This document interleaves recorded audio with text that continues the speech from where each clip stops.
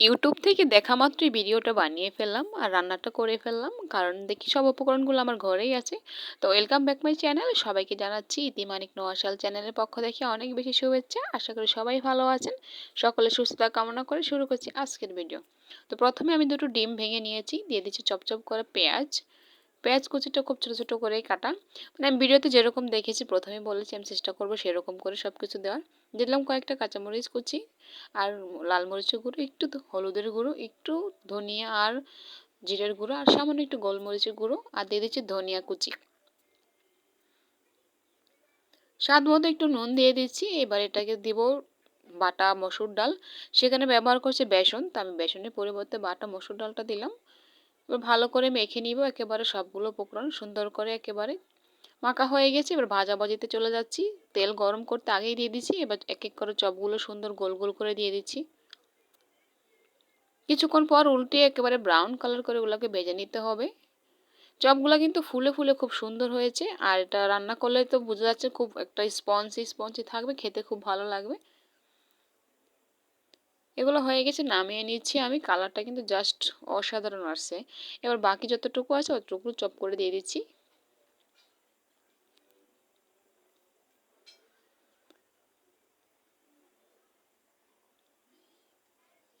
যারা আমার চ্যানেলে নতুন আছেন ভিউয়ার্স, যারা দেখেন আমার ভিডিওগুলো, অবশ্যই আমার চ্যানেলটি সাবস্ক্রাইব করে দিবেন।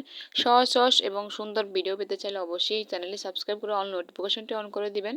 তারপর যে আমি কয়েকটা জিরে টালা ফোড়নে দিয়ে দিলাম, আর দিয়ে দিলাম পেঁয়াজ কুচি, দুটো কাঁচামরিচ কুচিও পড়ে গেছে, দুটো কাঁচামরিচ কুচিটা এখানে দেওয়ার কথা ছিল না।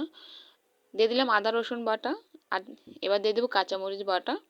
কাঁচামরিচটা ডালগুলা শিলপাটায় ফেসার পরে বাটার কারণে কাঁচামরিচের কালারটা চেঞ্জ হয়ে গেছে। এগুলো দিয়ে একটু ব্রাউন কালার করে ভেজে এবার দিয়ে দেবো আলু। আলুগুলো আমি ভাজি যেভাবে আমরা ভাজি করি ওরকম করে চিকন চিকন করে কেটে নিয়েছি। আলুগুলো দিয়ে মশলার সাথে ভালো করে মিশিয়ে একেবারে ভেজে নিতে হবে। আর এখানে কোনো পানি এখন দিব না, মানে আমরা আলু ভাজা যেভাবে করি সেভাবেই করব, পানি ছাড়া একেবারে আলুটা মশলার সাথে ভাজা ভাজা করে কষিয়ে নিব।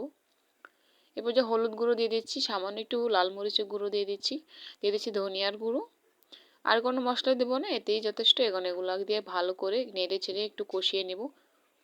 আলু থেকে কিছুটা পানি বের হবে, সেই পানিটা দিয়ে এটাকে ভাজা করে নিব। যখন ভাজা হওয়ার পর একটু ঝরঝরে হয়ে যায় তখন আমি এখানে পর্যাপ্ত পরিমাণ পানি দিব ঝোলের জন্য। এবার ডেকে দিব। যখন ফুটে আসবে তখন একটু দেখতে হবে কেমন হয়েছে। লবণ দিতে ভুলে গেছি, তো স্বাদ মতো নুনটা দিয়ে দিচ্ছি। একটু নেড়ে চেড়ে দেখবো। যখন এটা প্রায় আলুটা নরম হয়ে আসবে তখনই দিয়ে দিব এই চপগুলো। এক এক করে সবগুলো চপ দিয়ে দিব। দুটো চপ আমার মেয়ে খেয়েছে, তো এখানে দুটো কম হয়ে গেছে। রেখে দিচ্ছি, হওয়া পর্যন্ত অপেক্ষা করব।